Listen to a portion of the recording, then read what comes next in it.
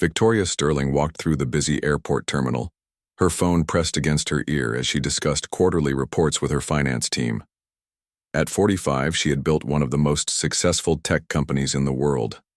But today, she looked nothing like the polished CEO who graced magazine covers. After working 20 straight hours to close a major deal, she wore simple jeans, sneakers, and a comfortable hoodie with her company logo barely visible.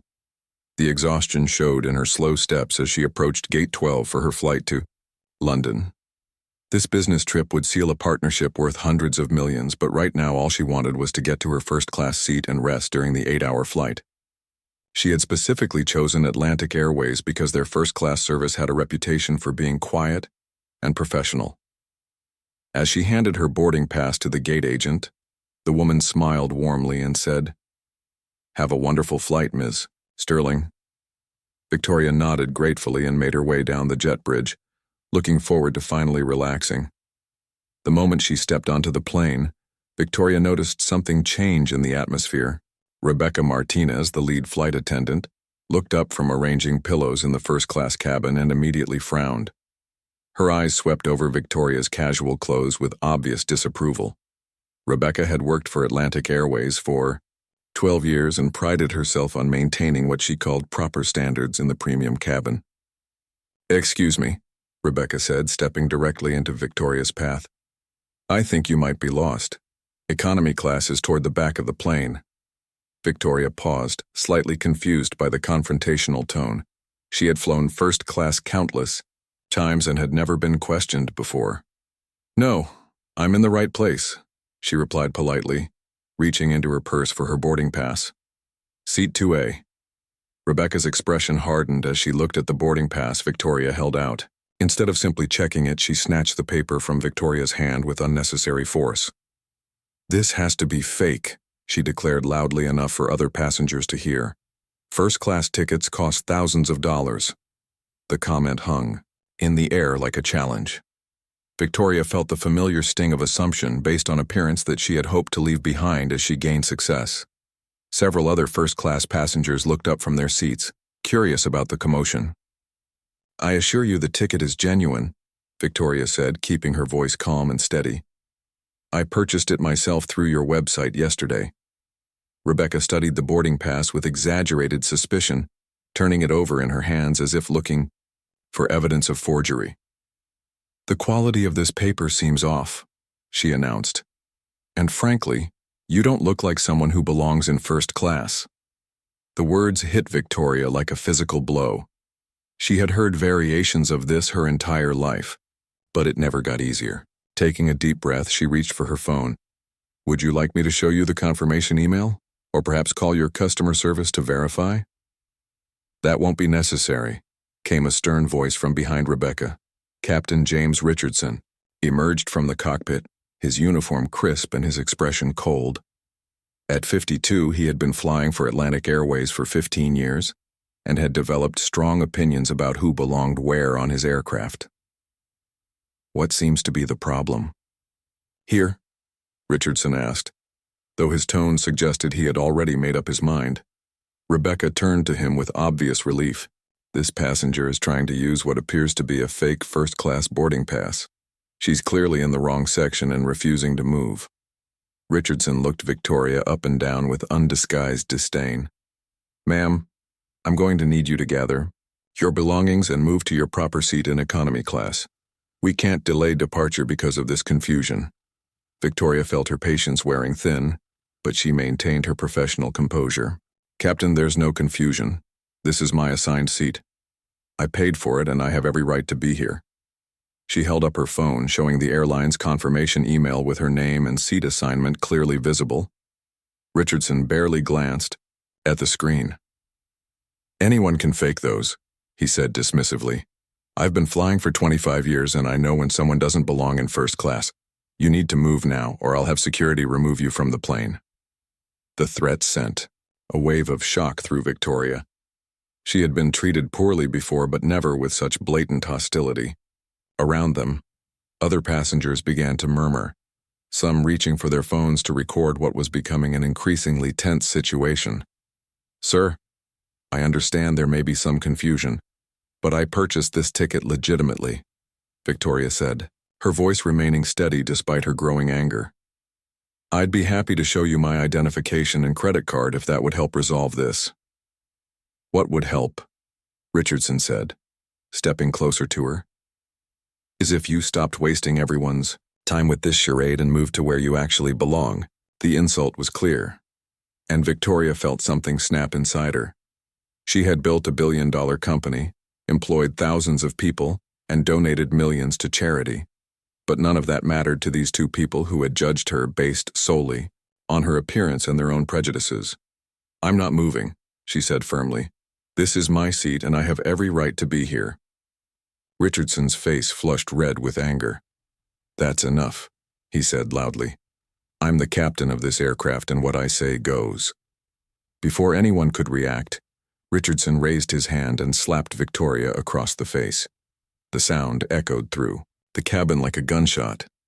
Passengers gasped in shock and several people immediately began recording with their phones. Victoria staggered slightly from the unexpected blow, her hand moving instinctively to her stinging cheek. But before she could fully process what had happened, Rebecca stepped forward and delivered her own slap to Victoria's other cheek. That's for causing trouble, Rebecca said with satisfaction. The cabin fell completely silent except for the quiet hum of the air conditioning. Victoria stood there for a moment, tasting blood from where she had bitten her tongue during the assault. Her cheeks burned, but her mind was surprisingly clear. She looked around at the shocked faces of the other passengers, many of whom were still recording. Then she turned back to Richardson and Rebecca, who stood there looking pleased with themselves. You have no idea what you've just done, Victoria said quietly, her voice carrying a weight that made both employees shift uncomfortably. She walked calmly to seat 2A and sat down, pulling out her phone. Her fingers moved quickly across the screen as she began making calls. The first was to her head of security, the second to her legal team, and the third to her assistant with very specific instructions. Richardson and Rebecca exchanged uncertain glances before returning to their duties, convinced they had handled the situation appropriately. They had no way of knowing that the woman they had just assaulted owned stock in dozens of companies, had lawyers on retainer in 12 countries, and possessed the resources to make their lives very difficult. As the plane taxied toward the runway, Victoria sat quietly in her seat, her mind already working through the possibilities. She touched her still stinging cheek and made herself a promise. This would never happen to anyone else, not if she had anything to say about it. Victoria kept her phone low as she quietly recorded the aftermath of what had just happened. Her cheek still stung from the slaps, but her mind was crystal clear. She had learned long ago that documentation was everything in situations like this. The other passengers were already posting videos on social media, but she needed her own evidence. Her first call was to David Chen, her head of security. He answered on the first ring, as he always did when Victoria called. David, I need you to start an immediate investigation, she said quietly, keeping her voice low enough that Richardson and Rebecca couldn't hear. I'm sending you flight information right now.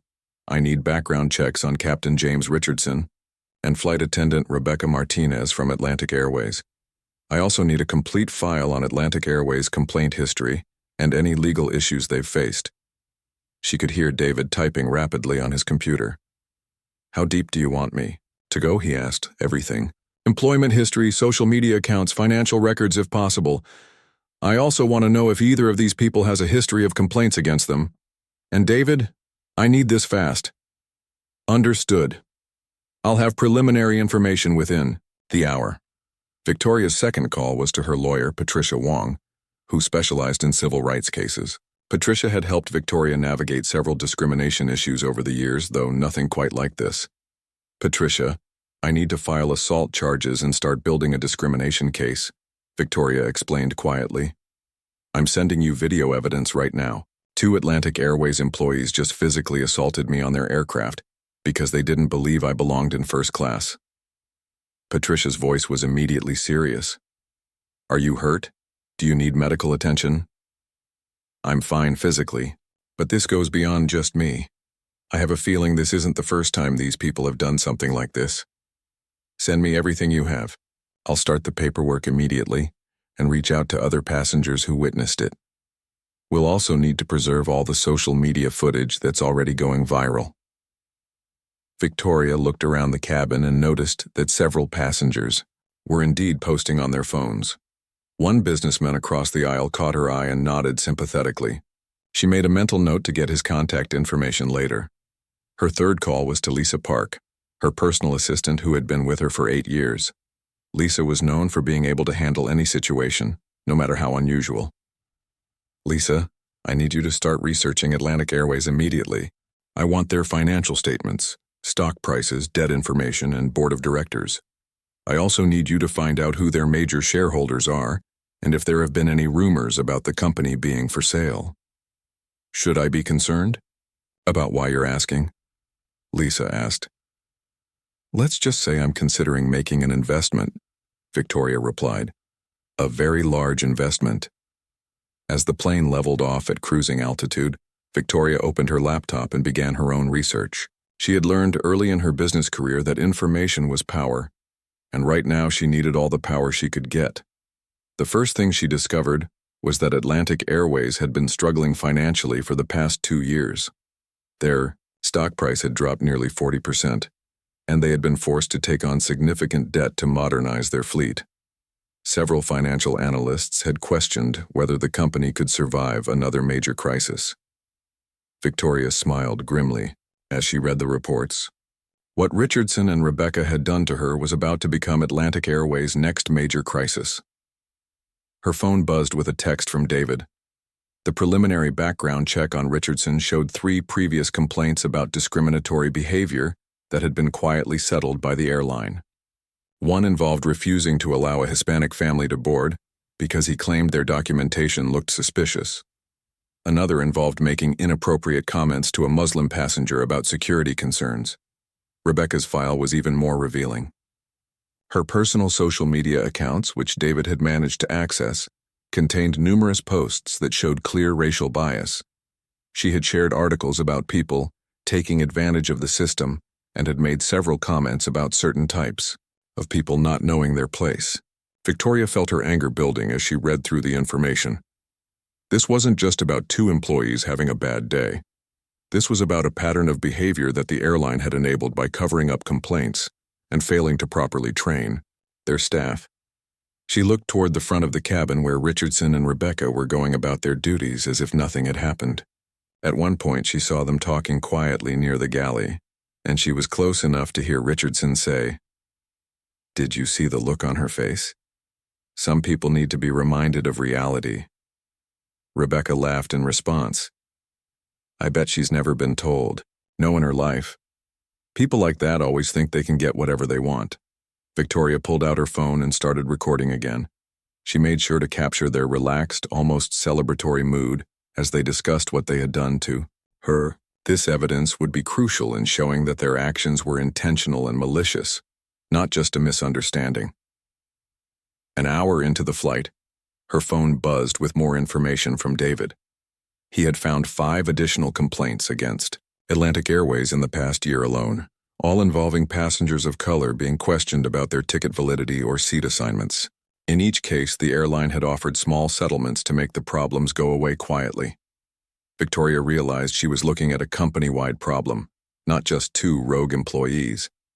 The airline's management had to know about these issues, which meant they were actively choosing to ignore them, rather than address the underlying culture that allowed such behavior to continue. She opened her laptop and began drafting an email to her investment team. Atlantic Airways' financial troubles made them vulnerable, and Victoria had learned that sometimes the best way to create change was from the inside. If she couldn't get justice as a passenger, perhaps she could get it as an owner. Her phone rang quietly, and she saw Patricia's name on the screen. "I've reviewed the videos that are circulating online," her lawyer said. "What happened to you was clearly assault and the discrimination angle is obvious. But Victoria, I think you should know that this story is already getting major attention. The hashtag Atlantic Airways assault is trending on 3 social media platforms." Victoria looked around the cabin again and noticed that several passengers were still actively posting and sharing. The businessman across the aisle had written what appeared to be a detailed account of what he had witnessed. A young woman, too, Rose behind her was doing a live video describing the incident to her followers. "How bad is it for the airline?" Victoria asked. "Their stock is already down 8% in after-hours trading, and it's been less than 2 hours since takeoff. The video of you being slapped is being shared thousands of times per minute. This is going to be a public relations nightmare. For them." Victoria felt a sense of satisfaction for the first time since the incident occurred. Good. They need to understand that their actions have consequences.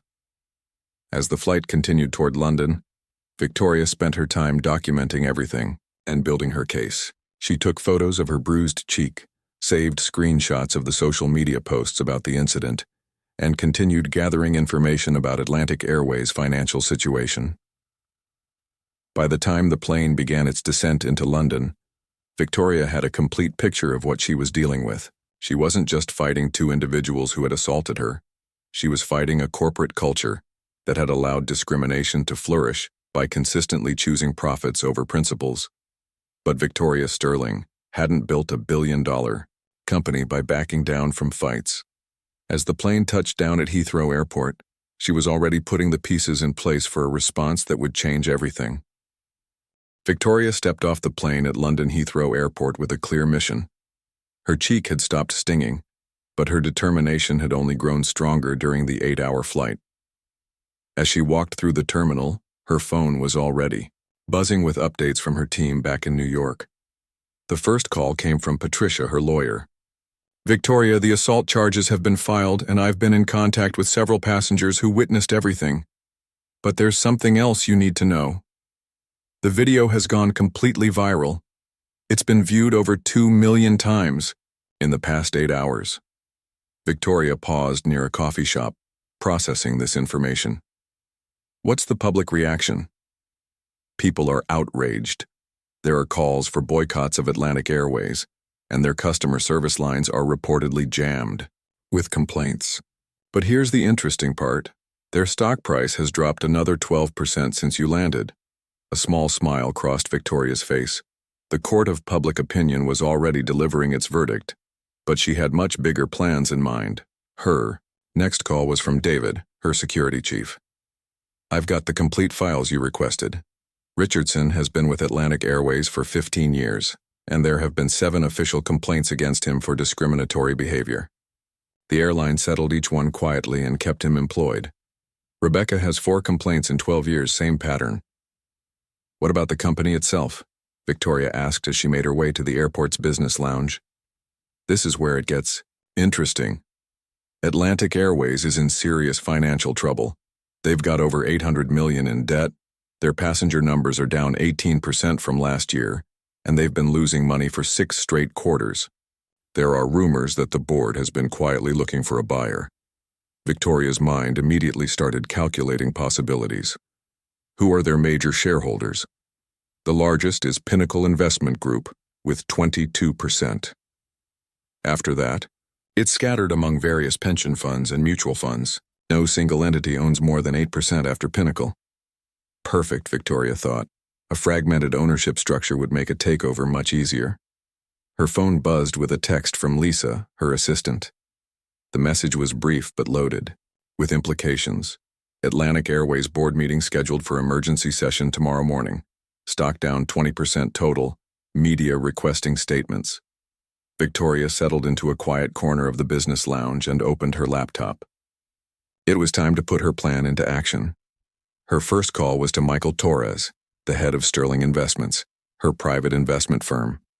Michael had been handling Victoria's personal wealth for over a decade and was known for being able to move quickly when opportunities arose. "Michael, I need you to start quietly purchasing Atlantic Airways stock immediately," she said without preamble. "Begin with small blocks from different accounts so we don't trigger any reporting requirements yet." "How much are we talking about?" Michael asked. "I want to control the company." There was a brief pause. "Victoria, that's going to cost somewhere between $600 and $800 million, depending on how high the stock price goes, once word gets out that someone's buying. I'm aware of the cost. Just make it happen." Victoria's next call was to her old friend Robert Kim, who ran one of the most respected investment banks in London. Robert had helped her structure several major deals over the years. "Robert, I need to move fast on something. Can you put together a team to help with a hostile takeover? The target is Atlantic Airways, the airline that's been all over the news today. Victoria, please tell me you're not the passenger from that video." "I am, and that's exactly why I'm calling. This company has a culture problem that goes all the way to the top, and I'm going to fix it." Robert was quiet for a moment. "You know I'll help you with anything, but are you sure you want to spend almost $1 billion on revenge?" "This isn't revenge, Robert. This is justice. And it's also good business. Atlantic Airways has valuable assets and routes. Under proper management, it could be very profitable." Over the next several hours, Victoria's team worked with military precision. Michael began purchasing Atlantic Airways stock through 12 different shell companies, keeping each purchase small enough to avoid immediate detection. Robert's team started analyzing the airline's financial structure and identifying key shareholders who might be willing to sell. Meanwhile, the story continued to explode across social media and news outlets. Victoria watched from her hotel room as news anchors discussed the incident. Legal experts debated the assault charges, and business analysts speculated about the impact on Atlantic Airways' already troubled finances. By the next morning, Victoria owned 8% of Atlantic Airways through various accounts, but she was just getting started. Her phone rang at 7 a.m. London time. It was Patricia with an update. "The criminal charges have been officially filed against both Richardson and Rebecca, but there's more. 3 more passengers have come forward with similar stories about Atlantic Airways from the past year. We're looking at a pattern of systematic discrimination." "Perfect," Victoria said. "Make sure all of that information becomes public. The more people understand this isn't an isolated incident, the better." At 9 a.m., Victoria was on a conference call with her entire investment team. The plan was moving into its next phase. "We now own 12% of Atlantic Airways," Michael reported. "The stock price has stabilized somewhat, but it's still down 18% from where it was before the incident. We can continue purchasing without triggering disclosure requirements for another few percentage points." Victoria had been studying Atlantic Airways' corporate structure all morning. What about approaching Pinnacle Investment Group directly? They're the largest shareholder, and they're probably getting nervous about their investment. Robert's voice came through the call. "I've actually been thinking the same thing. Pinnacle focuses on stable, profitable investments. Atlantic Airways hasn't been either of those things lately, and this scandal makes it even riskier for them." "Set up a meeting," Victoria decided. "But don't tell them who the buyer is yet. Just say you represent an interested party with significant resources." While her team worked on the financial aspects, Victoria focused on the public relations battle. She had learned long ago that controlling the narrative was just as important as controlling the money. She scheduled an interview with a respected business journalist, someone known for covering corporate culture issues. During the interview, she spoke calmly about the incident, but focused more on the pattern of discrimination that her investigation had uncovered. "This isn't about what happened to me personally," she explained to the camera. "This is about a company culture that has allowed discrimination to flourish for years. When a corporation consistently chooses to settle complaints quietly rather than address the underlying problems, they're essentially enabling that behavior to continue." The interview aired that evening and was immediately picked up by other news outlets. Social media erupted again, with thousands of people sharing their own stories of discrimination while traveling. By the end of the second day, Atlantic Airways stock had fallen 28% from its pre-incident price. The airline issued a statement promising to thoroughly investigate the matter and take appropriate action, but the damage was already done. Victoria sat in her London hotel room, watching the chaos unfold with quiet satisfaction. Her phone showed notifications of successful stock purchases throughout the day. By tomorrow, she would own enough of Atlantic Airways to have significant influence over company decisions. But she wasn't planning to stop there. Victoria Sterling had built her fortune by thinking bigger than her competitors, and this situation would be no different. She wasn't just going to own a piece of Atlantic Airways. She was going to own the whole thing. As she prepared for bed, Victoria received one final text message from David. It contained a single piece of information that made her smile. Atlantic Airways board calling emergency shareholder meeting for Friday. They're panicking. Everything was going exactly according to plan. Victoria stepped into the sleek conference room on the 40th floor of Atlantic Airways headquarters in New York. Through the floor-to-ceiling windows, she could see the city sprawling below, but her focus was entirely on the 12 men and women seated around the polished mahogany table. These were the board members who had spent the past week desperately trying to save their company from complete collapse. The emergency meeting had been called after Atlantic Airways' stock price hit a new low. In just 5 days since the incident, on Flight 447, the airline had lost over 40% of its market value. Customers were canceling flights in droves, partners were threatening to break contracts, and the media coverage showed no signs of stopping. Chairman of the board, William Thompson, looked exhausted as he called the meeting to order. He was a 70-year-old veteran of the airline industry who had seen companies weather many storms, but nothing quite like this. "Ladies and gentlemen, we're here to discuss the acquisition offer we received yesterday," Thompson began, his voice heavy with resignation. "Sterling Investments has offered to purchase Atlantic Airways for $15 per share, which represents a premium over our current trading price." Victoria sat quietly at the far end of the table, wearing an impeccably tailored navy blue suit that commanded respect. Her presence had been requested as a representative of Sterling Investments, though the board members had no idea who she really was. They expected to meet with some anonymous corporate executive, not the woman whose assault had triggered their company's downfall. Board member Catherine Walsh, who served as head of the audit committee, spoke up first. $15 is still significantly below what our shares were trading at just a week ago. Are we really in such a desperate position that we need to accept this offer? Chief Financial Officer Daniel Brooks opened a thick folder of documents. "I'm afraid our situation is more serious than most of you realize. The discrimination lawsuit filed against us now includes 17 separate plaintiffs. Our insurance company is refusing to cover the claims, saying that our history of settling similar complaints shows a pattern of negligent behavior." Victoria listened with interest but kept her expression neutral. Her legal team had been busy over the past week, reaching out to every person who had experienced discrimination at the hands of Atlantic Airways employees. The response had been overwhelming. "What about our cash flow situation?" asked board member Helen Chang, who oversaw human resources. Brooks looked even more uncomfortable. "We're burning through $12 million per month in operating losses. The boycotts have reduced our passenger numbers by 35%, and that's getting worse every day. Major corporate clients are switching to other airlines. If this continues, we'll be forced to file for bankruptcy within 6 months." The room fell silent as the directors absorbed this information. Victoria had to admire her team's work. They had orchestrated the perfect storm of legal pressure, public relations disaster, and financial crisis. Thompson turned toward Victoria. "Ms. Johnson," he said, using the fake name she had provided, "perhaps you could tell us more about Sterling Investments' plans for the company if this acquisition goes through." Victoria stood up slowly, letting the moment build. She had practiced this revelation many times in her mind, but the reality was even more satisfying than she had imagined. "Before I answer that question," she said, her voice carrying clearly through the room, "I think there's something you all need to know about who you're really dealing with."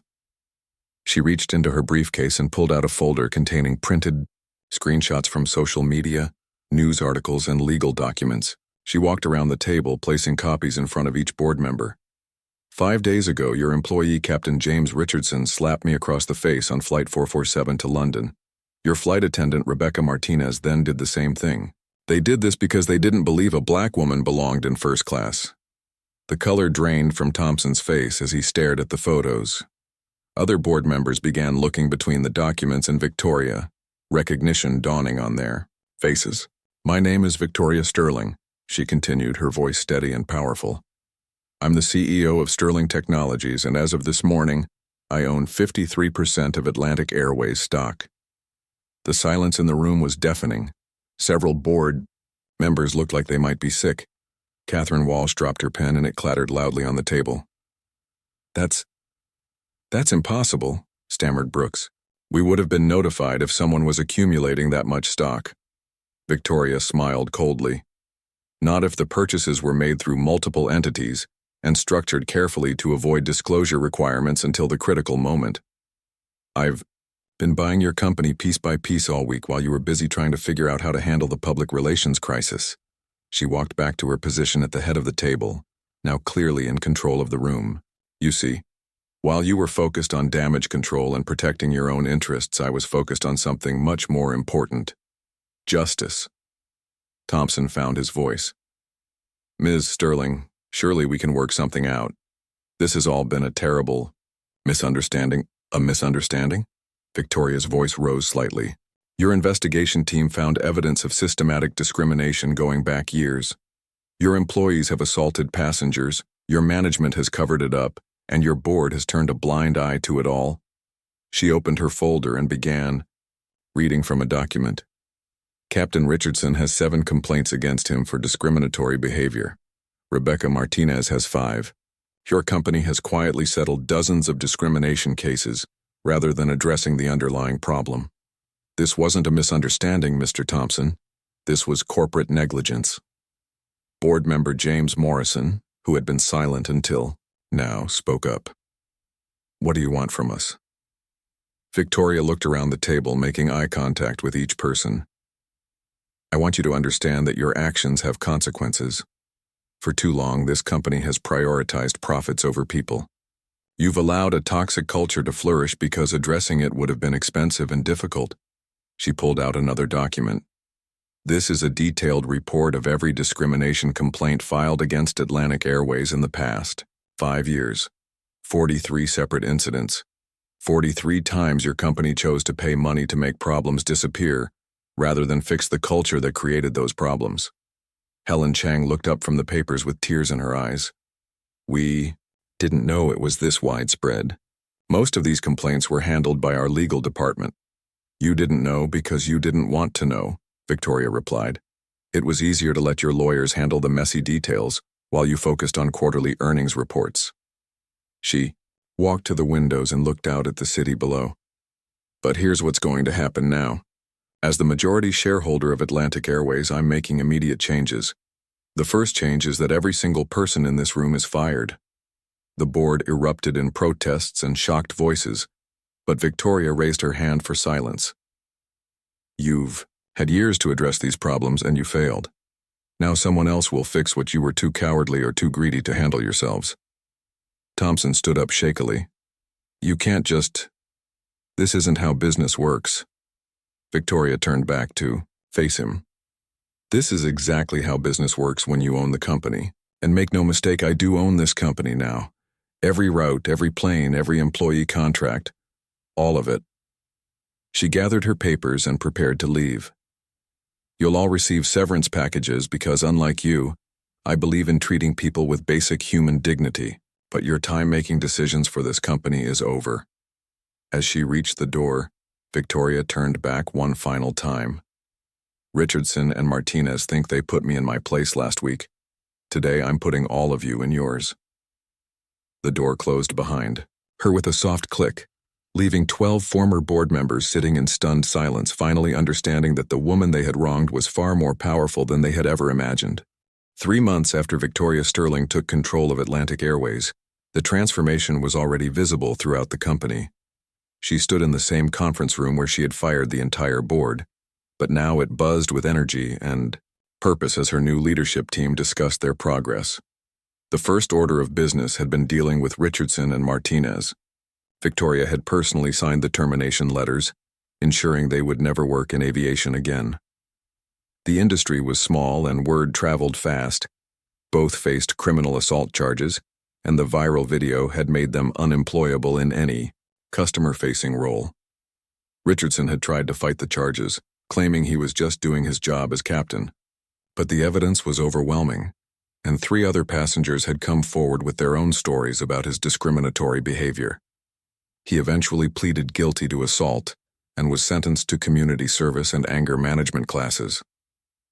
Rebecca Martinez had lost her composure completely when she realized who Victoria really was. She had called Victoria's office dozens of times, begging for mercy and claiming she was just following Richardson's lead. But Victoria's investigation had revealed Rebecca's history of social media posts filled with prejudice and hate. There would be no second chances. The real work began with rebuilding the entire company culture. Victoria hired Dr. Angela Rodriguez as the new Chief Human Resources Officer. Angela had spent 15 years helping corporations eliminate discrimination and build inclusive workplaces. The problem wasn't just two bad employees, Angela explained during a company-wide video call to all 8,000 Atlantic Airways staff members. The problem was a system that allowed bad behavior to continue unchecked. We're changing that system from the ground up. Victoria had insisted on speaking directly to employees during that same video call. She appeared on screen wearing her business suit, looking every inch the successful CEO she was, a stark contrast to the casually dressed passenger who had been assaulted just months earlier. "I know many of you have seen the video of what happened to me," she began, her voice calm but firm. "But I want you to understand something important. I didn't buy this company for revenge. I bought it because I believe in second chances and the power of people to change." She paused, looking directly into the camera. "However, I also believe in accountability. Anyone who thinks they can continue treating passengers with disrespect or discrimination will find themselves looking for new jobs very quickly." The response from employees was overwhelmingly positive. Many came forward with their own stories about having witnessed or experienced discrimination from colleagues. Some admitted they had been afraid to speak up before because they feared losing their jobs. Victoria implemented an anonymous reporting system and hired external investigators to look into every complaint. Over the following weeks, 12 more employees were terminated for various forms of discriminatory behavior. But for every person who was fired, Victoria made sure to promote someone who exemplified the values she wanted to see. The financial turnaround was just as dramatic as the cultural one. Victoria brought in Maria Santos as the new CEO, a respected airline executive who had successfully transformed two other struggling carriers. Maria's first priority was rebuilding customer trust. "We're not just apologizing for what happened," Maria announced during a press conference. "We're proving through our actions that Atlantic Airways is a different company now."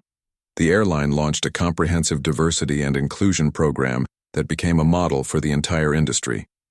They partnered with historically Black colleges and universities to create scholarship programs for students interested in aviation careers. They established mentorship programs connecting experienced pilots and flight attendants with newcomers from underrepresented communities. Most importantly, they changed their training programs to focus heavily on treating every passenger with dignity and respect, regardless of how they looked or dressed. The public response was remarkable. Social media, which had initially destroyed the airline's reputation, began telling a different story. Passengers started sharing positive experiences about helpful flight attendants and pilots who went out of their way to make everyone feel welcome. One video that went viral showed a young Black girl visiting the cockpit during a flight. The pilot, a woman named Captain Torres who had been promoted to replace Richardson, spent 10 minutes explaining the controls and encouraging the girl to consider a career in aviation. The video had been viewed over 5 million times and generated thousands of positive comments about the new Atlantic Airways. Victoria made it a point to fly on her own airline regularly, always in different classes to observe how passengers were being treated. During one flight to Los Angeles, she sat in economy class wearing jeans and a simple t-shirt, much like she had on that fateful day in first class. The difference was night and day. The flight attendant, a young man named Kevin who had been hired during the company's recruitment drive, approached every passenger with genuine warmth. When an elderly passenger needed help with her luggage, Kevin immediately assisted without being asked. When a family with small children seemed stressed about the flight, he brought them extra snacks and coloring books. Victoria watched all of this with quiet satisfaction. This was what she had envisioned when she decided to transform the company rather than simply destroy it. The financial results spoke for themselves. Within 6 months, Atlantic Airways' stock price had not only recovered, but was trading higher than before the incident. Passenger numbers were up. Customer satisfaction scores had reached all-time highs, and the company was profitable again. More importantly, other airlines began adopting Atlantic Airways' diversity and inclusion programs. The entire industry was slowly changing because of what had started as two people's terrible decision to judge someone by their appearance. Victoria received hundreds of letters from passengers thanking her for the changes. One letter particularly moved her. It came from a teenage girl whose family had been discriminated against on a different airline. "Dear Ms. Sterling," the letter read, "I saw what happened to you and how you changed your airline. It made me realize that I don't have to accept being treated badly because of how I look. I'm going to study business in college because I want to be like you and make things better for other people." A year after the incident, Victoria was invited to speak at a conference about corporate leadership and social responsibility. As she stood at the podium looking out at an audience of hundreds of business leaders, she reflected on the journey that had brought her there. "A year ago, I was slapped by two airline employees who thought they knew where I belonged," she began. "Today, I own that airline, and it's become one of the most respected companies in the aviation industry. But the real victory isn't in the profit margins or stock prices." She paused, thinking about all the passengers who now traveled without fear of discrimination, all the employees who felt empowered to speak up against injustice, and all the young people who saw new possibilities for their futures. The real victory is in proving that when faced with hatred and prejudice, we can choose to build something better. We can choose to create the change we want to see in the world. The audience erupted in applause, but Victoria's mind was already on her next flight. She had a company to run, and there were always more improvements to be made, more barriers to break down and more people to lift up. As she left the stage, Victoria smiled, knowing that Richardson and Martinez's moment of prejudice had ultimately created something far more powerful than they could have ever imagined. A company that proved change was not only possible, but profitable. The woman they had tried to put in her place had found her place after all. At the top, making sure no one else would ever have to experience what she had gone through.